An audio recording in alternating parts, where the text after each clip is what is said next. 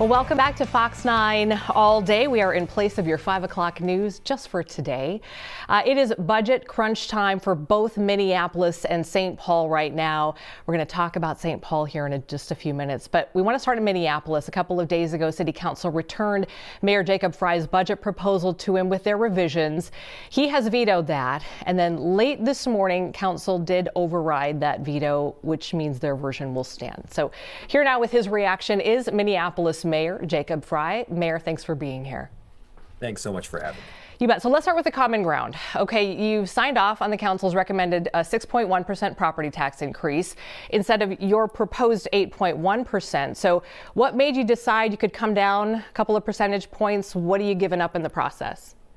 So there was always broad agreement on reducing the levy. I actually proposed a 6.4% levy increase. The council ultimately proposed a 6.9% levy increase, so a little bit higher, but nonetheless in an acceptable range. The problem that we have is that along with that, they proposed $6.5 million more in spending.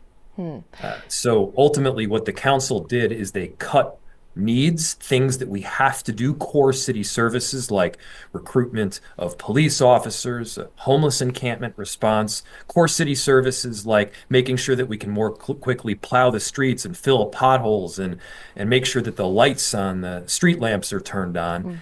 And then they funded a bunch of pet projects. And so the primary things that we have to do at the city must come first. Sadly, the council neglected those core city services and instead wanted to focus on things that were in their respective and individual wards, which of course I can appreciate. But we can't have, we've got 13 wards in this city. We can't have 13 individual cities. I'm the mayor of 435,000 people in Minneapolis, and I got to represent all of them, and I got to provide service in a comprehensive fashion that benefits all of Minneapolis, not just one location. Mayor, again, you did not sign off on this budget. There was a council person who said this morning it's the first time that's happened in modern history. You called the council's version, as you've laid out some details here, reckless.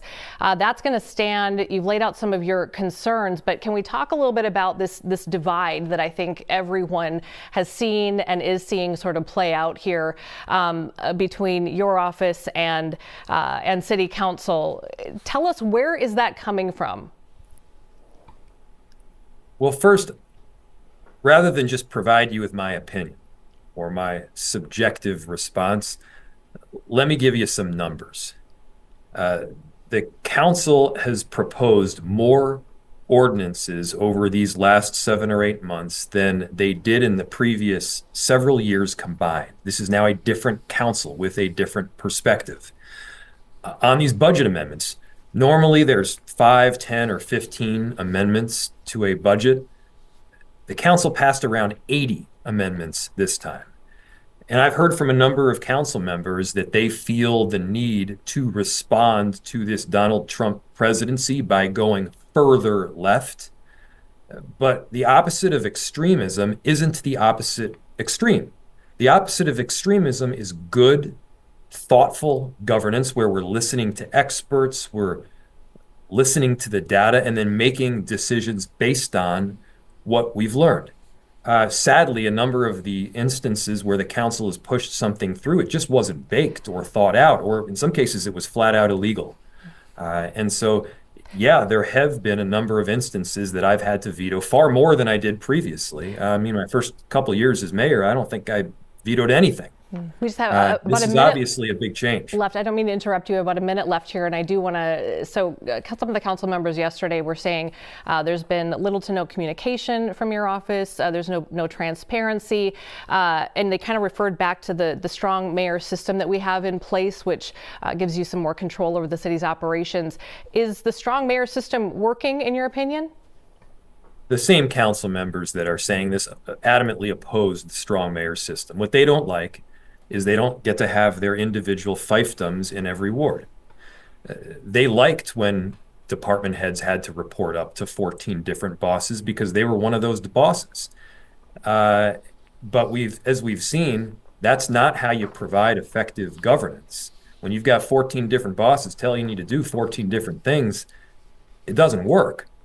We have communicated extensively, and if there are areas where they wanted more communication, we can certainly tell them. We had every council member in our office to provide things that they wanted to see in the budget.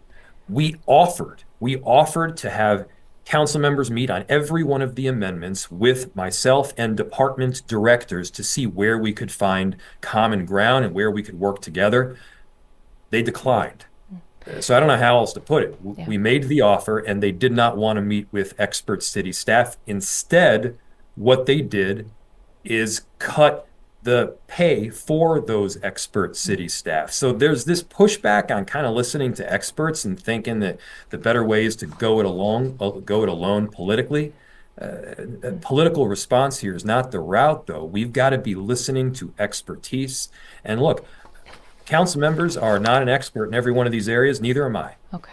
We should be listening to people that are and working along with them. Thank you. Such a deep topic that we could really literally spend hours talking about, and also the issues facing the city moving forward. So we hope that maybe you'll come back on and we can finish our conversation with that. The bottom line is we're going to get through this. We got people that care, and yes, there have been some barriers put in place by the council, but we're going to get the job done and we're going to figure this out. All right, Minneapolis Mayor Jacob Frey, thanks so much for your time today. We appreciate it. Thank you. All right, really quickly, we do want to bring you up to speed on the budget in St. Paul as well. City Council Mayor Melvin Carter, they're also at odds, not being able to agree on a tax levy increase for the city. Melvin Carter wants to raise the tax levy to 6.9%. He says it would fund more police, other city services. City Council, though, still not budging. Carter says he's already come down from this 7.9%. Proposal, and City Council has agreed, they say, to go as high as 5.9%. So here we are at this stalemate. Carter, by the way, says that 5.9% would mean $1 million less for St. Paul police. And he says it would cost a median homeowner $19 a year. Council members say that they are trying to protect their constituents, homeowners who are already living on very tight budgets. So we're told that Mayor Carter is still reviewing the council's amended budget proposal, and we may hear something in the next day or two. But I did also just hear from their office, and they have confirmed that we will have Mayor Carter on Monday as well. So we'll walk through some of these details with him.